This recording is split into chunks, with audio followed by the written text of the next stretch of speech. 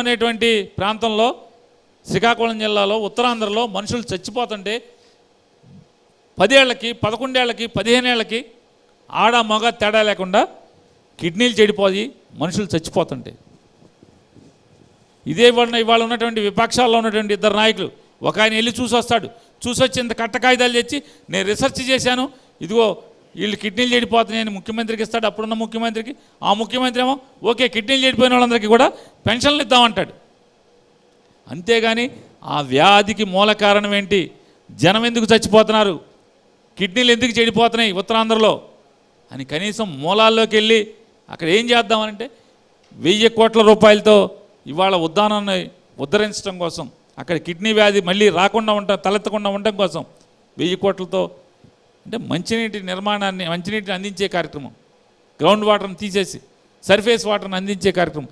ఇట్లా మీకు ఏ ఊరు వెళ్తే ఆ ఊరు, ఏ జిల్లాకి వెళ్తే ఆ జిల్లా మాకు అభివృద్ధి కనపడుతుంది, దురదృష్టం చాలామందికి కనపడుతుంది. సార్ ప్రధానంగా రాష్ట్రంలో ఆంధ్రప్రదేశ్లో విపక్షాలు ఒకటే ఆరోపిస్తున్నటువంటి పరిస్థితి, ఎలైట్ పీపుల్ కానీ తర్వాత రాజకీయాలను బాగా దగ్గరగా ఉండి అబ్జర్వ్ చేసే వాళ్ళు అంటున్నట్టు ఆరోపణ ఏంటి అంటే రెవెన్యూ జనరేషన్ చేయకుండా అప్పులు తీసుకొచ్చి వైఎస్ఆర్ కాంగ్రెస్ పార్టీ అభివృద్ధి అని చెప్తుంది. దీన్ని క్షేత్రస్థాయిలో ఉన్నటువంటి బడుగు బలహీన వర్గాలకి స్కీమ్స్ రూపంలో చేస్తున్నారు, ఉద్యోగ కల్పన కావచ్చు, ఆ తర్వాత పరిశ్రమలు ఏవి కూడా ఇక్కడికి రావట్లేదు అన్నటువంటి ఆరోపణలకి మీరు ఎలాంటి సమాధానం చెప్తారు? సార్ దానికే కంటిన్యూషన్లో రాష్ట్రంలో ఒక భారీ ప్రాజెక్ట్ అనేది ఇప్పటివరకు రాలేదు, రాకపోవడం వల్ల అక్కడ ఉన్న యువత మొత్తం కూడా ఇతర రాష్ట్రాలకు వలస వెళ్తున్నారు అని చెప్పి ఆరోపణలు చేస్తున్నారు. సార్ నేను అంటే ఒకటి మీరు అడిగిన క్వశ్చన్ ఏంటంటే ఎంతసేపు సంక్షేమ కార్యక్రమానికి తప్పితే పరిశ్రమలు రాలేదు, ఉద్యోగ కల్పన లేదు, రెండోది రాష్ట్ర ప్రభుత్వానికి రెవెన్యూ జనరేషన్ లేదు అని చెప్పి నేనైతే రెవెన్యూ క్రియేట్ చేస్తాను అని చెప్తారు ప్రతిపక్ష నేతలు. నేను మీ ద్వారా ఎవరైతే ఈ మాట మాట్లాడాడో అతనికి నేను ప్రశ్నిస్తున్నాను. 2014 నుంచి 19 దాకా అయ్యగారే ముఖ్యమంత్రిగా ఉన్నారు. అయ్యగారు ముఖ్యమంత్రిగా ఉన్నారు. ఎవరి అయ్యగారు ఇవాళ సొల్లు కబుర్లు చెప్తున్నటువంటి, సొరకాయ కోతలకు వస్తున్నటువంటి, నేను ముఖ్యమంత్రి అయితే సంపద సృష్టిస్తానని 2014 నుంచి 19 దాకా నువ్వు సృష్టించిన సంపద ఏది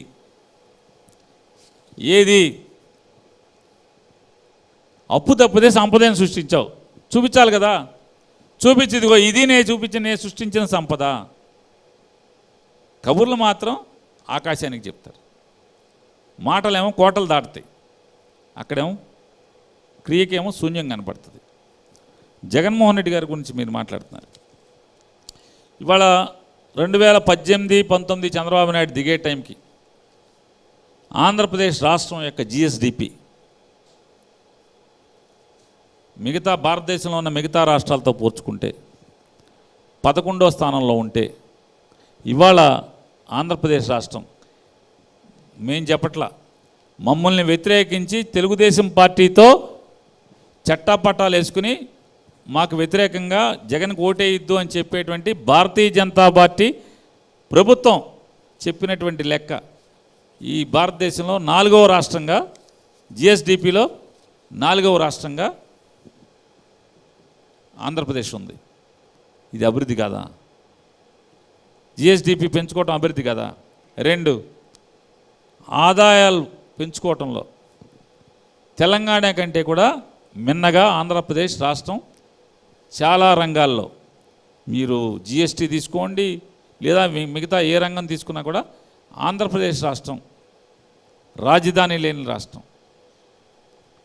ఆదాయ వనరులు లేనటువంటి రాష్ట్రంగా ఏర్పడినటువంటి ఆంధ్రప్రదేశ్ రాష్ట్రం ఇవాళ తెలంగాణ కంటే కూడా మిన్నగా ఆదాయ వనరులు సంపాదించడంలో ముందుకు పరిగెడుతుంది జగన్మోహన్ రెడ్డి గారు.